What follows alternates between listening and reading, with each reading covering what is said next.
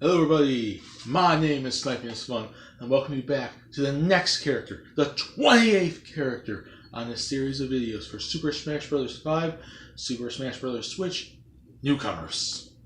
I've talked about 27 characters so far, numerous Nintendo characters, retro characters, third-party characters. We are at number 28 right now, and the list is not going to stop anytime soon. I have over 100 characters I want to talk about, and I'm only on number 28 so far. Number 28 being Mipha from the Legend of Zelda series. More specifically, Legend of Zelda Breath of the Wild. I talked about Rivali already. I've already talked about one champion. Here's the second champion on that list of characters to talk about. The other two coming very, very soon. But I want to talk about Mipha now, the Zora champion from that game, and probably the champion that has the most fans, I would assume, given how popular she actually is. But just like always, 3 separate categories. Why do I feel the character makes sense for Smash Bros? Moveset ideas, and percentage chance I can see them in Smash Bros. So why does Mipha make sense to be put in this game? Just like Rivali, and the same things happened to, Daruk and Urbosa later on, the reasons do kind of clash. They all are pretty much almost the same reason. The same reasons you would see Mipha be in would be the same reasons for Rivali or Daruk or Urbosa. So the reasons are practically the same. I'm going to repeat them anyways, just in case you guys haven't seen the Rivali video. But basically, Breath of the Wild is the most relevant Legend of Zelda game right now. It is the most recent, the most pushed, the most, the relevant one right now.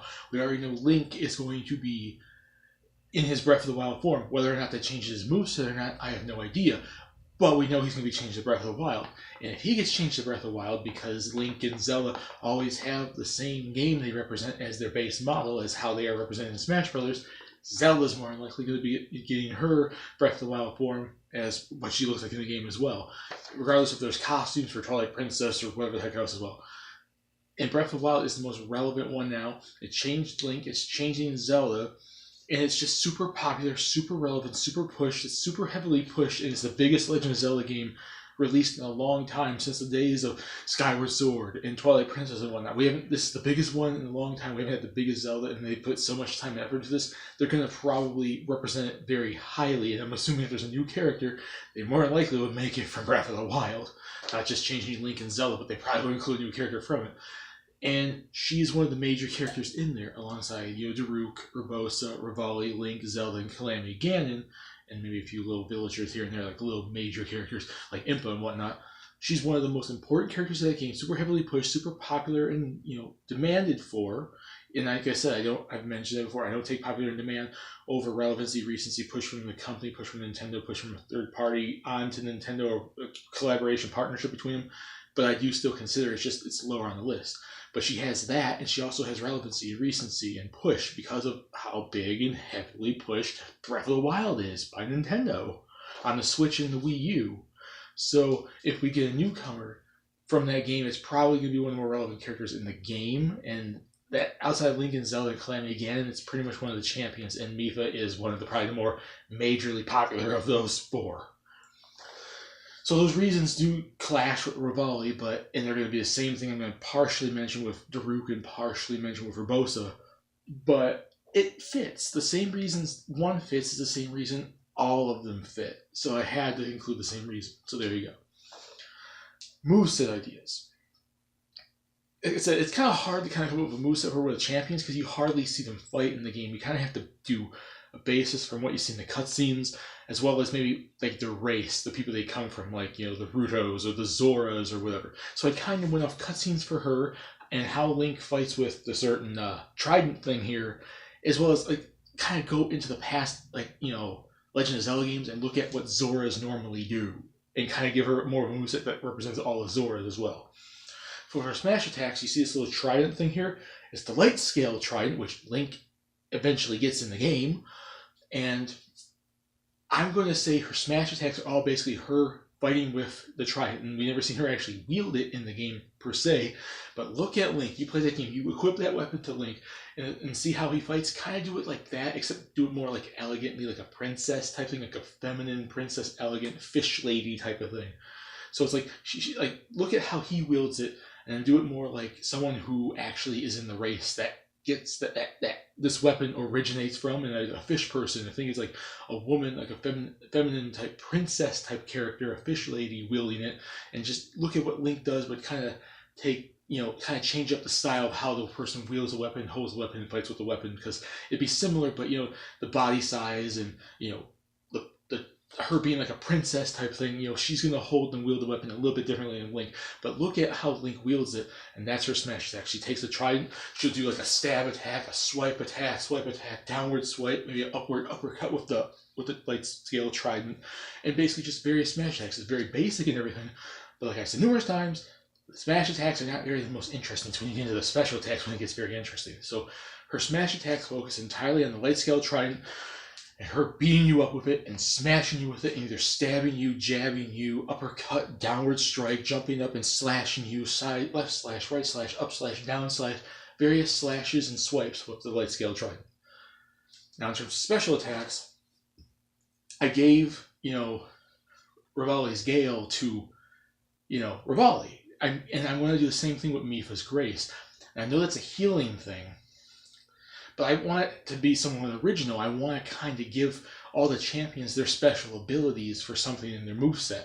And I do think she should have Mipha's Grace that allows her to heal herself. And yes, before people say anything, I know that's cheap and it makes the character OP and everything, but here's the thing, it's chargeable. You can't just tap the button and heal health. You have to hold it up, the B button down, the special button down, for at least about 10-15 seconds, leaving yourself open, risk versus reward here, and you only gain back maybe like 5% health, 10% health max.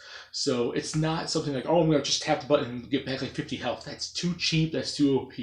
But it's a risk versus reward thing. Do you want to get the item? Do you want to hope that you see like a heart or some sort of the health items? Or do you want to try to get away from your opponent, go over to a certain part of the stage, strategically place yourself somewhere on the stage where you can't get hit, and hold the button down for about 10 seconds and get back about 5 to 10% percent of your health.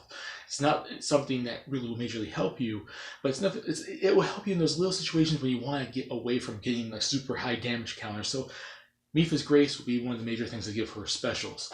I also know that Zoras basically do a lot of water stuff. They shoot water out, they kind of swim in water. So I'm going to say, since she's a fish person, since she's a Zora, she'll be able to shoot water out at her opponents, either from the trident or from herself. I don't know how that initially works. I forgot like how past games have presented Zora shooting water. So either she could shoot out of her trident or she could shoot out of her face. So there's that.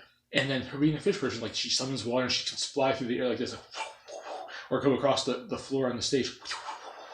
And she could trip opponents. You can kind of like be like, she's like super agile and super like all over the stage kind of thing, so she can evade attacks like by slipping to the ground and going like waddling like a fish like across the stage, like creating a little water underneath her and splashing across the stage. You could trip opponents and hurt them. She could jump up in the air, maybe do like, and maybe when she's doing this, she could probably do some sort of parts with her trident, and then somehow flipping around the stage allows her to be able to either evade attacks or catch a opponent with water attacks or trident type stuff. So it's like, since like you see the Zoras in these games do all these crazy like, swimming techniques and flipping and flapping all over the sky and everything, like, especially with like Rudo and like Ocarina of Time and whatnot, and various other games. Focus on her Zora abilities and give her stuff that Zoras do. And I'd say her special attacks, like I said, give her Mipha's Grace to heal a little bit. It's a risk versus reward type of thing. And then allow her to be able to shoot water as a projectile attack, and then just be able to make her one of the most agile characters in the game, where she can just evade attacks and swim through the air by creating water currents or something. I think that'd be kind of cool, and at least give her something that also represents older Zoras as well, not just Mipha. It represents Mipha in the Zora race as a whole. As for Final Smash, I'm taking this from the Champions DLC, the Battle of the Champions or whatever DLC. And kind of basing off of that, there's a cutscene in there with her brother Sidon when he was younger, and she swims up the waterfall. And it's also how when Link gets the Zora armor, the wedding armor thing, he swims up the thing. It's basically how in Breath of the Wild the Zoras swim up waterfalls. She takes her trident, she'll rush forward, do another thing, and just like maybe a medium range, and she rushes forward, and she catches people, whoever's in her vision in that distance when she swoops them up with the trident, gets caught in a cutscene. I call it the Zora upfall, and the cutscene is her with the opponent's caught on the trident, and she's swimming up a waterfall in the cutscene, dragging whatever opponent she can catch in that little opening Because she's like it's like how Link, like how Marth, no, I'm saying Link and Marth, how Shulk catches people for his final smash or Mega Man or something. They have to be in your line of vision, like a small part of you. Like this is her, and this is your opponent's. She swoops forward, catches who she can up with her trident, and the cutscene she drags them up the waterfall, up in the air, and then she lets go and she just trident smashes them back down the freaking waterfall explosion. The Zora upfall. That's how I want to give her a final smash. Now in the third category, percentage chance. I'm giving her the same percentage I gave Rivali, which is 60%. Because none of the champions, I think, really have a percentile range over each other. There's nothing that's really putting Mipha above Rivali, or Rivali above Daruk, or Daruk above Urbosa, or any of them above anyone. It's just a 60% chance really for any of the champions. And it's not the highest percent chance, but it's a decent chance. It's because it's like, if we do get a Zelda newcomer, which hasn't happened since we got in Toon Link, and even though he's not really a newcomer, that's basically another version of Young Link, it hasn't happened yet, so that's why the percentage chance is a little bit lower. We haven't seen a newcomer really since Melee, when they started adding like Ganondorf and Zelda and everything. So the percentage chance is down lower because we don't know if they pick a new Zelda character or not. And if they do pick a new Zelda character, we don't know if it's freaking going to be, a Breath of the Wild character. Which I think Breath of the Wild has some of the higher character chances, but it's not like a guaranteed character. So I'm giving her a 60% chance because she's just as likely as any other Breath of the Wild character.